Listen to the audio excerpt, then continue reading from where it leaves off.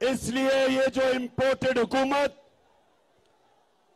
امریکی سازش کے تحت باہر کی سازش اور اندر کی سازش نے مل کے جو یہ حکومت ہمارے پہ ملوث کی ہے، میری قوم آپ تیار ہو جاؤ. ہم نے کسی صورت امریکوں کے غلاموں کو، چوروں اور ڈاکوؤں کو ہم نے کسی صورت تسلیم نہیں کرنا.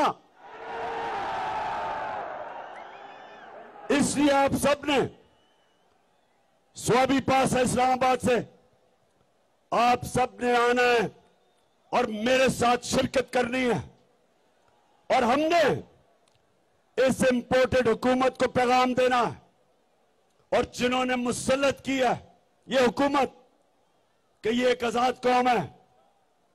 ہم وہ